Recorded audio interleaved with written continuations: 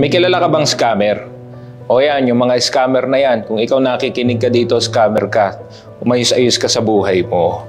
Kasi alam mo, yung panglalamang sa kapwa mo, tapos gagawin mong source of living yan, abay, sabi ko sa'yo, wala na magtitiwala sa'yo. O, tingnan mo, nasa bahay ka, di ka makalabas. Kasi ang dami mong inutangan, di mo binabayaran, scamming pa din yan. Sabihin mo, babayaran mo, di mo binabayaran. Matuto tayo mabuhay ng tama. Alam mo, kung ikaw ay susubok dyan sa mga easy money na yan, mang-i-scam ka. Tapos ayan ang larangan mo sa buhay, pabalikan ka ng mundo. Maaring may pera ka nga bukas. Maaring may pera ka 5 days from now dahil nanloko ka ng kapwa mo. O eto ngayon ang mangyayari sa'yo. Next year, nakakulong ka na. Gusto mo ba niyan?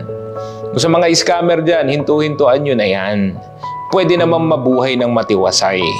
Pwede naman makakontento sa mga simpleng bagay muna habang hindi ka pa mayaman. Hindi yung nang-i-scam ka para magmukha kang mayaman, makabili ka ng mga kung ano-ano, pera at dugo at pawis ng ibang tao na sakripisyo dahil sa kalokohan mo. Itigil-tigil na natin yan. Gusto mo mabuhay ng matiwasay, maayos, may pera, successful, buo ang pamilya. Huwag kang manloko at huwag kang manlamang ng kapwa mo.